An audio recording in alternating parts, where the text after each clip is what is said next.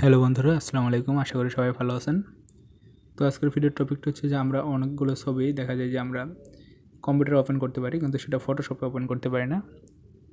যার জন্য আমরা কেন ওপেন করতে পারি না এবং কী করলে ওপেন করতে পারবো সেই বিষয়ে আজকের এই ভিডিওটি। দেখতে পাচ্ছেন যে আমি ছবিটাকে টেনে ফটোশপে নিয়ে আসলাম, কিন্তু ওপেন হচ্ছে না। তার একটা মেসেজ দিছে, তো এই মেসেজটাকে আমি একটু জুম করে দেখাই। তো এখানে তো নোটিফিকেশনটা জুম করা যাবে না, যার জন্য এটাকে আমি স্ক্রিনশট দিয়ে নিচ্ছি, নিয়ে এটা আবার ওপেন করে আপনাকে জুম করে দেখাবো। ওকে, আমার এটা স্ক্রিনশট হয়ে গেছে। এটাকে আমি আবার ফটোশপে ওপেন করতেছি।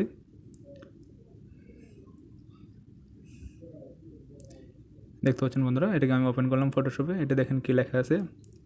তার বলতেছে could not complete your request because a JPG maker segment length is too short. বলতেছে যে এটি কুড নট, আচ্ছা, রিকোয়েস্টটি অনুরোধটি সম্পূর্ণ করা যাচ্ছে না, কারণটা হচ্ছে যে জেপিজি সেগমেন্ট খুব ছোটো বলতেছে। তো the file may be truncated or incomplete, ফাইলটি কেটে ফেলা হয়েছে অথবা ইনকমপ্লিট, অসম্পূর্ণ, যার জন্য এটা ওপেন হচ্ছে না। তখন এটাকে আমি ক্লোজ করে দিচ্ছি। এখন দেখাবো এরকম লেখা আসলে আপনি কী করবেন। এই মেসেজটা আসলে মানে কী করলে ছবিটা এখানে ওপেন করতে পারবেন, তার জন্য আমি এটাকে কেটে দিচ্ছি। এটার আর দরকার নাই, এটা শুধু দেখানোর জন্য আমি ভিউ করছিলাম এখানে।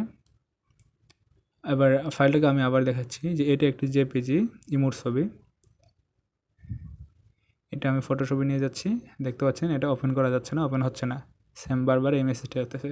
তার জন্য আমি ব্রাউজারে যাচ্ছি, ব্রাউজারে গিয়ে লিখতেছি এনি ফটো টু জেপিজি।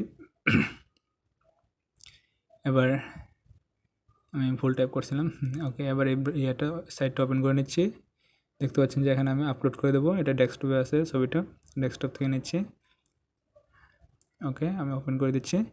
এবার ওদের সাইটে আপলোড হয়ে গেছে। এবার এখান থেকে আমি ডাউনলোড করে নেব।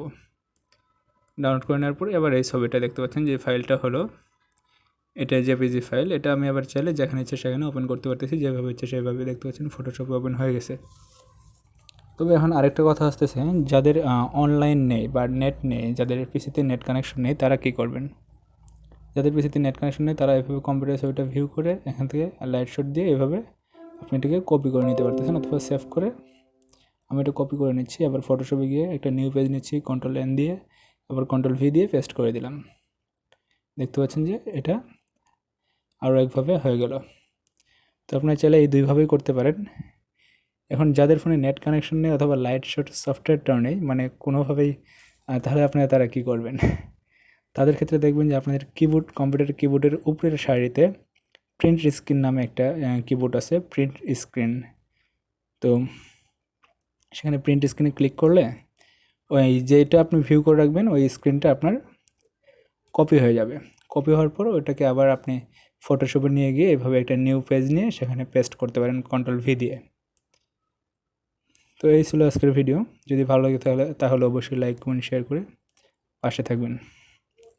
ধন্যবাদ সম্পূর্ণ ভিডিওটি দেখার জন্য।